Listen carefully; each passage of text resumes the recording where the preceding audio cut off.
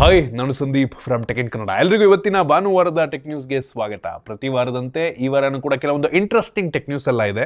ಇವತ್ತಿನ ಮೊದಲ tech news ಬಂದ್ಬಿಟ್ಟು ಗೌರ್ನಮೆಂಟ್ನವರು ಈ ನ್ಯಾಷನಲ್ ಹೈವೇ ರೋಡ್ಗಳಲ್ಲಿರುವಂಥ ಟೋಲ್ಗಳಿಗೆ ಪಾಸನ್ನು ತಗೊಂಬರೋದಕ್ಕೆ ಒಂದು ಪ್ರಪೋಸಲ್ನ ಇಟ್ಟಿದ್ದಾರೆ. ಮಾಹಿತಿಗಳ ಪ್ರಕಾರ ವರ್ಷದ ಪಾಸ್ ಬಂದ್ಬಿಟ್ಟು 3,000 ರೂಪಾಯಿ ಇರುತ್ತಂತೆ. 15 ವರ್ಷದ ಪಾಸ್ ಕೂಡ ಇದೆಯಂತೆ. ಇದಕ್ಕೆ 30,000 ರೂಪಾಯಿ ಆಗುತ್ತಂತೆ. ಈ ಮಾಹಿತಿ ಎಷ್ಟು ನಿಜ ಅಂತ ಗೊತ್ತಿಲ್ಲ. ಒಟ್ಟಿಗೆ ಪ್ರಪೋಸಲ್ ಏನೋ ಇಟ್ಟಿದ್ದಾರೆ.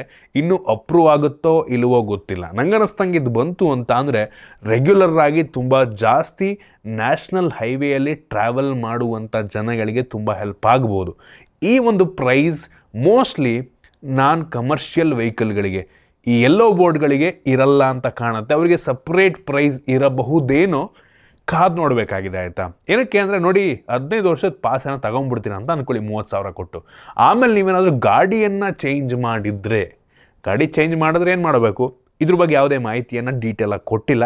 ನೋಡೋಣ, ಐ ಹೋಪ್ ಬರುತ್ತೆ ಅಂತ ನಾವೆಲ್ಲರೂ ಕೂಡ ಅಂದ್ಕೊಳ್ಳೋಣ. ಇನ್ನು ಮುಂದಿನ ಟೆಕ್ ನ್ಯೂಸ್ ಬಂದ್ಬಿಟ್ಟು ಅಮೆರಿಕಾದ ಕೆಲವು ಲಾ ಮೇಕರ್ಸು ಅವ್ರ ದೇಶದಲ್ಲಿ ಒಂದು ಪ್ರಪೋಸಲ್ ಇಟ್ಟಿದ್ದಾರೆ. ಏನಪ್ಪ ಅಂತ ಅಂದರೆ ಈ ಡೀಪ್ ಸೀಕನ್ನು ಬ್ಯಾನ್ ಮಾಡೋದಕ್ಕೆ. ಸೊ ಯಾರಾದರೂ ಈ ಡೀಪ್ ಸೀಕನ್ನು ಯೂಸ್ ಮಾಡಿದ್ರೆ, ಈ ಚೈನೀಸ್ AI ಪ್ಲ್ಯಾಟ್ಫಾರ್ಮ್ ಅದು, ಸೊ ಅದನ್ನು ಅಮೆರಿಕಾ ದೇಶದಲ್ಲಿ ಯಾರಾದರೂ ಯೂಸ್ ಮಾಡಿದ್ರೆ 20 ವರ್ಷ ಜೈಲು ಅಥವಾ $1 ಮಿಲಿಯನ್ ದುಡ್ಡನ್ನು ಫೈನ್ ಹಾಕ್ತಾರೆ ಅನ್ನೋ ಒಂದು ಪ್ರಪೋಸಲ್ ಅಂತೆ. ನಂಗೆ ಅನ್ನಿಸ್ತಂಗೆ ಇದು ಅಪ್ರೂವಲ್ ಆಗಲ್ಲ. ಸೊ ಇದು ಬಂತು ಅಂದ್ಬಿಟ್ರೆ ಮುಗದೇ ಹೋಯ್ತು. ಚೈನಾ ಉರ್ಕೊಂಡು ಬ್ಲಾಸ್ಟ್ ಆಗಿ ಹೋಗುತ್ತೆ. ನಮ್ಮ ದೇಶದಲ್ಲೂ 100% ಬ್ಯಾನ್ ಆಗುತ್ತೆ. ಸ್ವಲ್ಪ ದಿನ ಕಾಯಿರಿ, ಈ ಡೀಪ್ ಸೀಕು 100% ನಮ್ಮ ದೇಶದಲ್ಲಿ ಬ್ಯಾನ್ ಆಗುತ್ತೆ. ಅವ್ರ ವೆಬ್ಸೈಟನ್ನು ಬ್ಲಾಕ್ ಮಾಡ್ತಾರೆ, ಅವ್ರ ಅಪ್ಲಿಕೇಶನ್ನ ಬ್ಲಾಕ್ ಮಾಡ್ತಾರೆ. ಆಗಿಲ್ಲ ಅಂದರೆ ಕೇಳ್ಬಿಡಿ ನನ್ನ, ಆಯಿತಾ?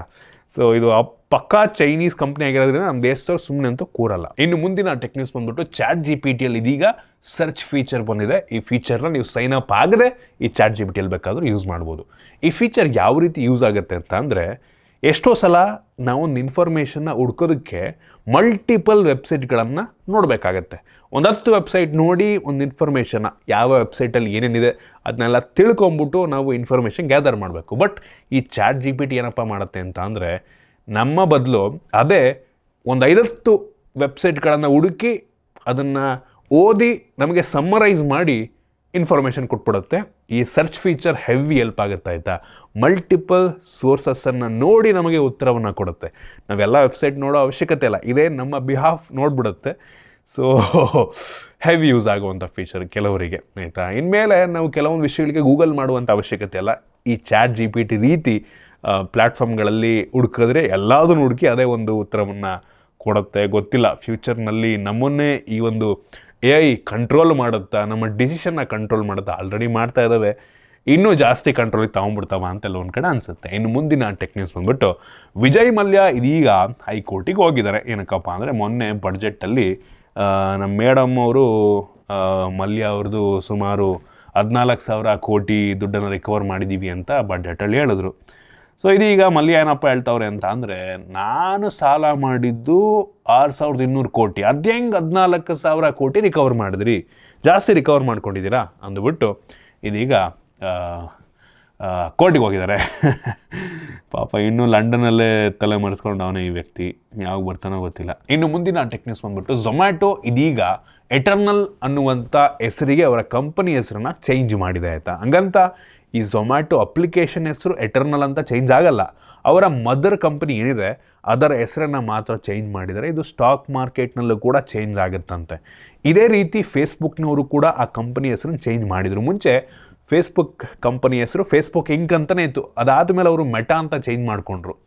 ಸೊ ಆ ಮೆಟಾ ಅಂಡರು ಈ ಫೇಸ್ಬುಕ್ಕು, ಇನ್ಸ್ಟಾಗ್ರಾಮು, ವಾಟ್ಸಪ್ ಎಲ್ಲ ಬರುತ್ತೆ. ಅದೇ ರೀತಿ ಈ ಎಟರ್ನಲ್ ಅಂತ ಝೊಮ್ಯಾಟೊದು ಅವ್ರ ಕಂಪ್ನಿ ಹೆಸರು ಏನು ಚೇಂಜ್ ಮಾಡಿದರೆ ಅದರ ಅಂಡರು ಈ ಝೊಮ್ಯಾಟೊ ಆಗಿರ್ಬೋದು, ಬ್ಲಿಂಕಿಟ್ ಆಗಿರ್ಬೋದು, ಮತ್ತು ಅವ್ರು ಮೊನ್ನೆ ಒಂದು ಮೂವಿ ಟಿಕೆಟಿಂಗ್ ಬಿಸ್ನೆಸ್ನ ತಗೊಂಡ್ರು. ಸೊ ಈ ಕಂಪನಿಗಳು ಈ ಎಟರ್ನಲ್ ಏನು ನೇಮ್ ಚೇಂಜ್ ಮಾಡಿದರೆ ಅದ್ರ ಅಂಡರ್ ಬರ್ತವೆ. ನಮಗೆ ಅದೆಲ್ಲ ಮ್ಯಾಟ್ರ್ ಆಗಲ್ಲ. ಆಯಿತಾ? ಸ್ಟಾಕ್ ಮಾರ್ಕೆಟಲ್ಲಿ ಅವ್ರ ಹೆಸರು ಚೇಂಜ್ ಆಗುತ್ತೆ ಬಿಟ್ಟರೆ ನಮಗೇನು ಮ್ಯಾಟ್ರ್ ಆಗಲ್ಲ. ಝೊಮ್ಯಾಟೊ ಆಗೇ ಇರುತ್ತೆ, ಬ್ಲಿಂಕಿಟ್ ಆಗೇ ಇರುತ್ತೆ, ಏನು ಚೇಂಜ್ ಆಗೋದಿಲ್ಲ. ಜಸ್ಟ್ ಕಂಪ್ನಿ ನೇಮ್ ಚೇಂಜ್ ಮಾಡಿದ್ದಾರೆ ಅಷ್ಟೇ. ಇನ್ನು ಮುಂದಿನ ಟೆಕ್ ನ್ಯೂಸ್ ಬಂದ್ಬಿಟ್ಟು, ಸೊ ವಾಟ್ಸಪ್ನಲ್ಲಿ ಇನ್ನು ಕೆಲವೇ ದಿನಗಳಲ್ಲಿ ಪೇಮೆಂಟ್ ಫೀಚರ್ನ ತೊಗೊಂಬರ್ತಾರಂತೆ. ಸೊ ವಾಟ್ಸಪ್ನಲ್ಲೇ ನೀವು ಕರೆಂಟ್ ಬಿಲ್ಲು, ಏನೇನೋ ಬಿಲ್ಸ್ಗಳು ಬರ್ತಾವಲ್ಲಪ್ಪ, ನೀರಿನ ಬಿಲ್ಲು, ಆಮೇಲೆ ಮೆಟ್ರೋದು ಬುಕ್ಕಿಂಗ್, ಟಿಕೆಟ್ ಬುಕ್ಕಿಂಗು, ಅವನ್ನೆಲ್ಲ ವಾಟ್ಸಾಪ್ನಲ್ಲೇ ಮಾಡಬಹುದಂತೆ. ಸೊ ನೋಡೋಣಪ್ಪ ಯಾವ ರೀತಿ ತಗೊಂಬರ್ತಾರೆ ಅಂತ. ಒಂದು ರೀತಿ ಒಳ್ಳೆಯದು, ಒಂದು ರೀತಿ ಈ ವಾಟ್ಸಾಪನ್ನು ಹಾಕಿ ಈ ರೀತಿ ಹಾಳು ಮಾಡ್ತಾ ಇದ್ದಾರೆ ಅಂತ ಕೂಡ ಎಲ್ಲ ಒಂದು ಕಡೆ ಅನಿಸುತ್ತೆ. ನೋಡೋಣ ಈ ಫೀಚರ್ ಹೆಂಗಿರುತ್ತೆ ಅಂತ. ಇನ್ನು ಮುಂದಿನ ಟೆಕ್ ನ್ಯೂಸ್ ಬಂದ್ಬಿಟ್ಟು ಫೈನಲಿ ಐಫೋನ್ SE 4 ಇನ್ನು ಕೆಲವೇ ದಿನಗಳಲ್ಲಿ, ಒಂದು ವಾರದಲ್ಲಿ ಲಾಂಚ್ ಆಗುತ್ತೆ ಅಂತ ಹೇಳಲಾಗ್ತಾ ಇದೆ ಆಯಿತಾ, ಒಂದೇ ಒಂದು ವಾರದಲ್ಲಿ. ಸೊ ಇದರಲ್ಲಿ ಬಯೋನಿಕ್ A18 ಚಿಪ್ ಇರುತ್ತಂತೆ, ಸಿಂಗಲ್ ಕ್ಯಾಮ್ರಾ ಹಿಂದೆ, ಐ ಹೋಪ್ ಡೈನಾಮಿಕ್ ಕ್ಯಾಲೆಂಡರ್ ಇರುತ್ತೆ ಅಂತ ಅಂದ್ಕೊಳ್ಳೋಣ. ಒಟ್ಟಿಗೆ ಒಂದು ವಾರದಲ್ಲಿ ಬರುತ್ತಂತೆ. ನೋಡೋಣ ಎಷ್ಟಕ್ಕೆ ಲಾಂಚ್ ಮಾಡ್ತಾರೆ ಅಂತ. ನಾನು ಗೆಸ್ ಮಾಡ್ತಾ ಇದ್ದೀನಿ ಒಂದು 40,000 ಏನಾದರೂ ಬಂದು ಬಿಟ್ಟರೆ, 40,000 ಒಂದು ಒಳ್ಳೆ ಬ್ಯಾಟ್ರಿ, ಒಂದು ಒಳ್ಳೆ ಚಿಪ್ ಕೊಟ್ಬಿಟ್ರೆ ನಂಗೆ ಅನ್ನಿಸ್ತಂಗೆ ಹೆವಿ ಜನ, ನಂಗೆ ಅನ್ನಿಸ್ತಂಗೆ ಇರೋಬ್ರೆಲ್ಲ ಐಫೋನಿಗೆ ಸ್ವಿಚ್ ಆಗ್ಬಿಡ್ತಾರ ಅಂತೆಲ್ಲ ಒಂದು ಕಡೆ ಅನ್ನಿಸ್ತಾ ಇದೆ. ತುಂಬ ವರ್ಷಗಳಾಗ್ಬಿಟ್ಟಿದೆ ಐಫೋನ್ SEನ ಲಾಂಚ್ ಮಾಡಿ. ಸೊ ನೋಡೋಣ ಏನಾಗುತ್ತೆ ಅಂತ. ಇನ್ನು ಮುಂದಿನ ಟೆಕ್ ನ್ಯೂಸ್ ಬಂದ್ಬಿಟ್ಟು ಲೆನ್ಸ್ಕಾರ್ಟ್ ಅವರು ಒಂದು ಸ್ಮಾರ್ಟ್ ಗ್ಲಾಸನ್ನು ಲಾಂಚ್ ಮಾಡಿದ್ದಾರೆ. ಸೊ ಫೋನಿಕ್ ಅಂತ ಆಯಿತಾ, ಲೆನ್ಸ್ಕಾರ್ಟ್ ಫೋನಿಕ್ ಅಂತ. ಸೊ ಇದರಲ್ಲಿ ನಮಗೆ ಬ್ಲೂಟೂತ್ ಸಿಗುತ್ತೆ ಆಯಿತಾ, ಒಂದು ಟ್ರೂ ವೈರ್ಲೆಸ್ ಇಯರ್ಬಡ್ ರೀತಿ ಕೆಲಸವನ್ನು ಮಾಡುತ್ತೆ. ಬಲ್ಕಿ ಆಗಿದೆ, ತೋರಿಸ್ತಾ ಇದ್ದೀನಿ ನಾನು ನಿಮಗೆ. ಇದನ್ನು ರಿವ್ಯೂ ಮಾಡಬೇಕಾ, ದಯವಿಟ್ಟು ಕಾಮೆಂಟ್ ಮಾಡಿ, ತರಿಸ್ಬಿಟ್ಟು ಇದನ್ನು ರಿವ್ಯೂ ಮಾಡ್ತೀನಿ ನಾನು ಲೆನ್ಸ್ಕಾರ್ಟಿಂದು. ಸೊ ಏನಪ್ಪ ಅಂತ ಅಂದರೆ, ನಿಮಗೆ ಇಲ್ಲಿ ಬ್ಲೂಟೂತ್ ಕನೆಕ್ಟ್ ಆಗಿರುತ್ತೆ, ಸಾಂಗನ್ನು ಬೇಕಾದ್ರೆ ಇಲ್ಲೇ ಕೇಳ್ಬೋದು, ಜೊತೆಗೆ ಮೈಕ್ರೋಫೋನ್ ಇರುತ್ತೆ, ಕಾಲ್ ಬಂತು ಅಂದರೂ ಕೂಡ ಅಲ್ಲೇ ಅಂದರೆ just normal true wireless earbud ರೀತಿ ಕೆಲಸವನ್ನು ಮಾಡುತ್ತೆ. ಅದನ್ನು ಚಾರ್ಜ್ ಕೂಡ ಮಾಡ್ಕೋಬೇಕಾಗುತ್ತೆ. ಎಲ್ಲ ಫೀಚರ್ ಇದೆ. ನಂಗೆ ಅನ್ನಿಸ್ತಂಗೆ ಇದು ಒಂದು 5,000 ಲಾಂಚ್ ಆಗಿದೆ, 5,000 ಮೋಸ್ಟ್ಲಿ. ನೋಡೋಣ, ನೀವು ಅಂದರೆ ತರಿಸ್ಬಿಟ್ಟು ನಾನು ವಿಡಿಯೋ ಮಾಡ್ತೀನಿ. ಇನ್ನು ಮುಂದಿನ ಟೆಕ್ ನ್ಯೂಸ್ ಬಂದ್ಬಿಟ್ಟು ಓಲಾದವರು ಅವ್ರದ್ದು ಹೊಸ ರೋಡ್ಸ್ಟರ್ ಮತ್ತು 3rd ಜನರೇಷನ್ ಓಲಾ S1 ಸೀರೀಸ್ದು ಪ್ರೈಸನ್ನು ರಿವೀಲ್ ಮಾಡಿದ್ದಾರೆ. ಸೊ ರೋಡ್ಸ್ಟರ್ ಓಕೆ, ಪ್ರೈಸ್ ಎಲ್ಲ ಚೆನ್ನಾಗಿದೆ, ಮೈಲೇಜ್ ಕೂಡ ಒಂದು ವೆರಿ ಚೆನ್ನಾಗಿದೆ. ಓಲಾ S1 ಸೇಮ್ ಹಂಗೆ ಇದೆ, ಏನು ಚೇಂಜಸ್ ಏನೂ ಇಲ್ಲ. 3rd ಜನರೇಷನ್ ಕೆಲವೊಂದು ಸಣ್ಣ ಪುಟ್ಟ ಅಪ್ಡೇಟ್ ಮಾಡಿ 3rd ಜನರೇಷನ್ ಅಂತ ತೊಗೊಂಬಂದಿದ್ದಾರೆ. ಇವರು ಈ ಬೈಕ್ಗಳನ್ನು ಲಾಂಚ್ ಮಾಡೋದ್ರ ಜೊತೆಗೆ ಅವ್ರ ಸರ್ವಿಸ್ನೂ ಅಷ್ಟೇ ಚೆನ್ನಾಗಿ ಇಂಪ್ರೂವ್ ಮಾಡಿಕೊಂಡು ತುಂಬ ಚೆನ್ನಾಗಿರುತ್ತೆ. ಬೈಕ್ಗಳು ಲಾಂಚ್ ಮಾಡೋದು ಅಷ್ಟೇ ಅಲ್ಲ, ಕಸ್ಟಮರ್ ಸಪೋರ್ಟ್ನೂ ಹಂಗೆ ಕೊಡಬೇಕು. ಎಷ್ಟು ಕಂಪ್ಲೇಂಟ್ಸ್ಗಳು ಅಂತ ಅಂದರೆ, ಪ್ರಾಬ್ಲಮ್ ತುಂಬ ಸಿಂಪಲ್, ಪ್ರತಿ ಸಲ ಹೇಳ್ತೀನಿ ನಾನು, ಸೇಲ್ಸ್ಗಳು ತುಂಬ ಚೆನ್ನಾಗಿ ಆಗ್ತಿದೆ ಓಲಾದವ್ರದ್ದು. ಅಷ್ಟೇ ಲೆವೆಲ್ಲಿಗೆ ಇವ್ರದ್ದು ಸರ್ವಿಸ್ ಕೆಪಬಿಲಿಟೀಸ್ ಇಲ್ಲ ಆಯಿತಾ. ಈ TVS ಅವ್ರದ್ದೆಲ್ಲ ಆದರೆ, TVS ಹೋಂಡಾದವ್ರ ಹೀರೋ ಅವ್ರದ್ದೆಲ್ಲ ಆದರೆ ನೋಡಿ, ಅವ್ರು ಎಲೆಕ್ಟ್ರಿಕ್ ಬೈಕ್ ತಗೊಂಬಂದರು, ಆಲ್ರೆಡಿ ಎಸ್ಟಾಬ್ಲಿಷ್ಡ್ ಸರ್ವಿಸ್ ಸೆಂಟರ್ಗಳಿದಾವೆ ಅವ್ರದ್ದು. ಬಟ್ ಓಲಾದ ಹಂಗಲ್ಲ, ಸ್ಕ್ರ್ಯಾಚಿಂದ ಶುರು ಮಾಡಿರೋದು ಇವರು. ಅದರಿಂದನೇ ಆಬ್ವಿಯಸ್ಲಿ ಪ್ರಾಬ್ಲಮ್ಗಳು ಆಗೋದು.